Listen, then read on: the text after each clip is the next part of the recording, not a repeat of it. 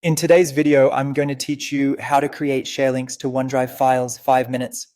First, sign into your Microsoft account so you can get to your files. Once you're on the Microsoft homepage, look for the app launcher, the grid of 9 dots in the top corner. Click it to open your Microsoft 365 apps, then choose OneDrive. This takes you straight to your cloud storage. Inside OneDrive, go to My Files. This is where your personal files and folders live.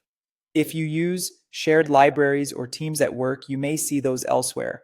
But for now, My Files is the simplest place to start.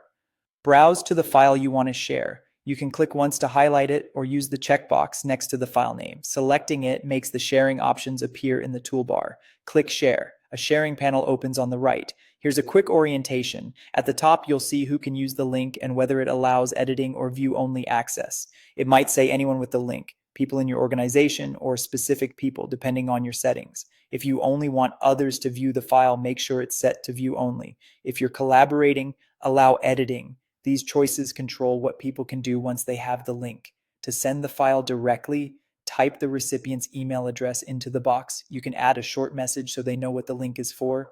When you're ready, click Send. OneDrive emails them a secure link automatically, and you're done. This is a great option when you want tight control over who gets access and you'd like them to receive a notification. If you prefer to share the link yourself, choose Copy Link. OneDrive generates a link based on the permissions shown in the panel. Click to copy, then paste it into a chat, an email, a document, or a task. This is perfect for posting in a group or sharing with colleagues. Just remember the link behaves exactly as the permission label indicates, so double check whether it's set to allow editing or view only before you paste it in your team channel or group email. That's all there is to it. Sign in, open OneDrive, go to My Files, select your file, click Share, and either send it by email or copy the link for your group.